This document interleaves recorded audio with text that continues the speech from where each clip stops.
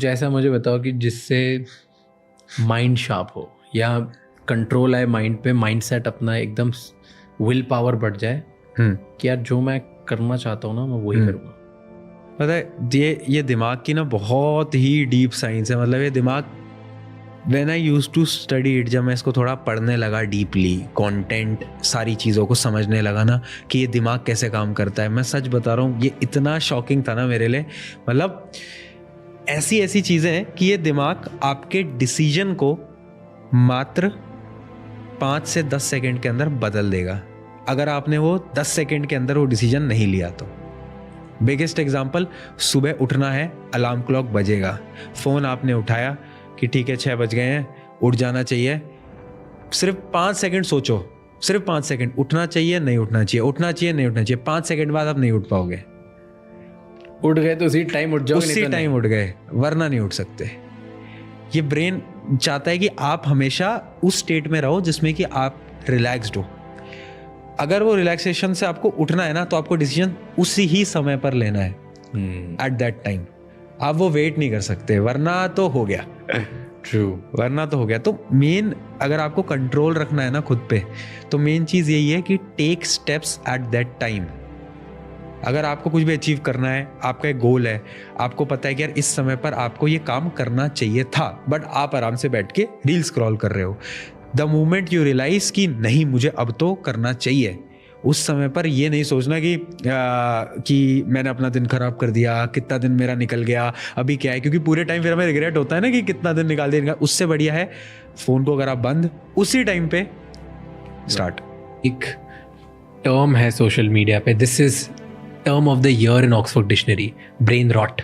Brain rot मतलब कि जो आपको मेंटल फटीग हो जाता है ना, आपका दिमाग थक जाता है दिन भर माइंडलेसली बस सोशल मीडिया स्क्रॉल कर करके। Yes, कि आप कुछ काम नहीं करते हो, दिन भर वो करते रहते हो, थक जाते हो, और उसको बोलते हैं ब्रेन रॉट।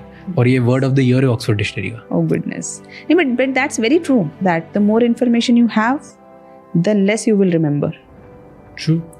And ये entrepreneurship का एक रूल होता है, the more information you have, the slower you get.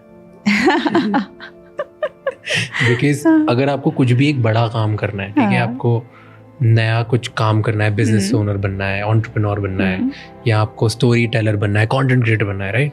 आपके पास इतनी इन्फॉर्मेशन की 1 2 3 4 करूंगा तो मैं बन जाऊंगा। लेकिन अगर आपके पास ये इन्फॉर्मेशन भी आ गई, 1 पे अगर ये नहीं किया तो गलत हो जाएगा, ये नहीं किया तो गलत हो जाएगा, ये नहीं तो आप कुछ कभी कर ही नहीं पाओगे।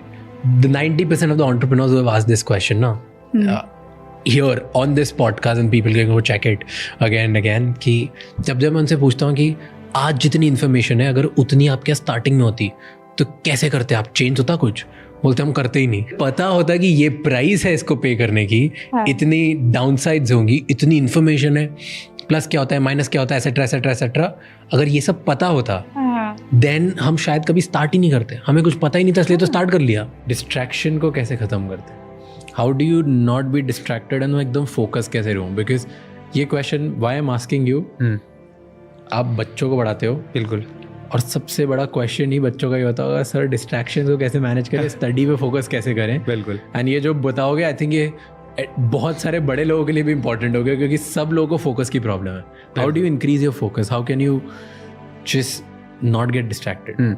तो अभी डिस्ट्रैक्शन की जो प्रॉब्लम है ना, तो बहुत कॉमन है। मतलब मैं तो ऑनेस्टली बोलूँगा कि हम नहीं होते कि डिस्ट्रैक्टेड, हम भी हो जाते हैं। कितनी बार हुआ है, कभी कभार सोशल मीडिया पे बैठ गए, रील्स अचानक से रियलाइजेशन होता है कि नहीं कुछ काम करना था, होता है। This is normal. प्रॉब्लम कहाँ से स्टार्ट होती है? मेन प्रॉब्लम स्टार्ट होती है आपके रिग्रेट से। जब आपको उन चीज़ों का पछतावा होने लगता है ना, वो बहुत बड़ी प्रॉब्लम है।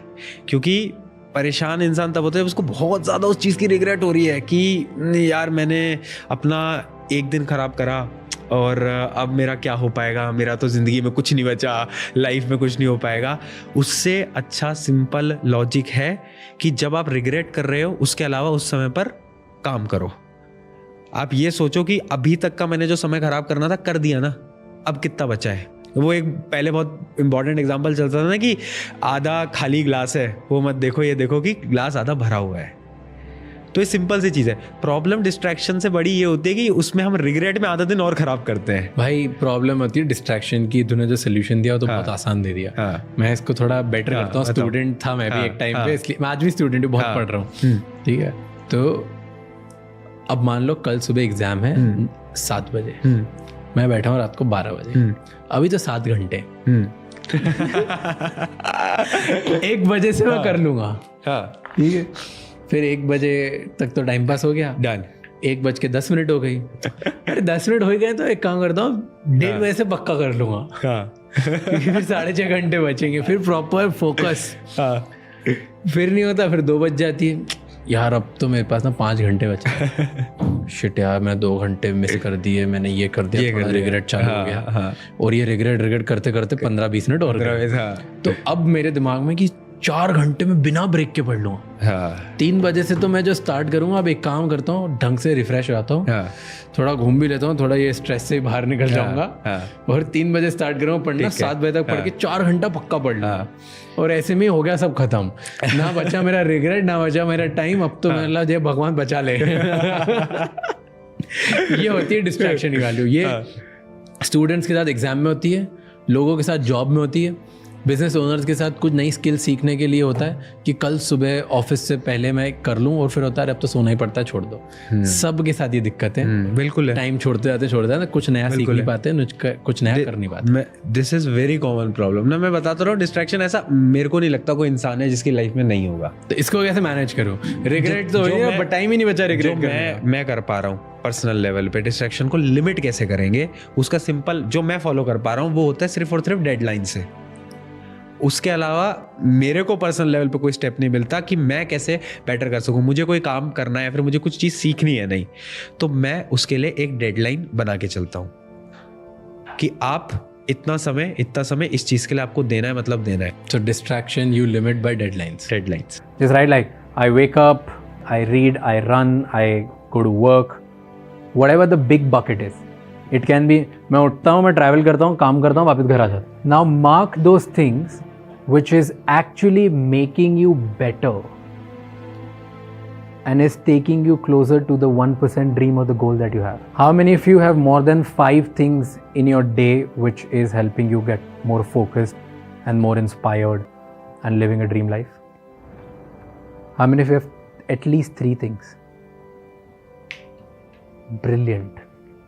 Nobody. That means the rule number 5 is you don't have blinders on. You know who really win? The people who are really, really focused and inspired for a very long time. And you're not, because you don't have blinders on. How do you build blinders around you? By creating an environment. So this is you. Are you surrounded by the books that you grow and get inspired? Are you surrounded by podcasts that you do? Are you surrounded by people that help you grow? Are you surrounded by traveling to places that you go? Are you surrounded by the kind of content you consume every day? Are you having the right conversations with the people which help you grow? Are you traveling to the places which help you grow? Are you reading the books that help you grow? Are you watching the content that helps you grow? Are you doing any of it? It means you don't have blinders on. If you don't have that, you won't get daily inspiration, you won't get actually focused, you won't be able to push out of your zone and become truly irreplaceable. You come to work, you do your work, and then you go back home. You know how many people do this? 9% people.